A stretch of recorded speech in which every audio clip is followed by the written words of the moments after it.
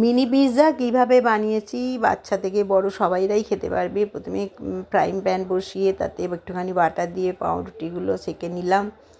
সেঁকে নেওয়ার পর এইবার নামিয়ে ওতে মেয়োনিজ দিলাম। মেয়োনিজটা ভালো করে মাখিয়ে নিতে হবে। মাখিয়ে নেওয়ার পর টমেটো সস দিয়ে ভালো করে ওটা মাখিয়ে নিতে হবে।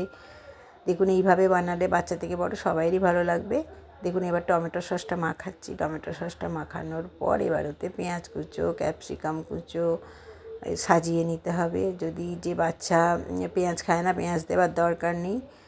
গাজরও ছোটো ছোটো করে দেওয়া যায় যদি বাচ্চারা খেতে ভালোবাসে। তারপরে চিজ একটু দিয়ে ওর মধ্যে দিয়ে দিতে হবে। তারপর একটু অরিগ্যানো দিয়ে দিলেই আমার মিনি পিৎজা রেডি হয়ে যাবে। খেতে খুব সুস্বাদু হয়েছিল, তাই আপনাদের সাথে শেয়ার করলাম।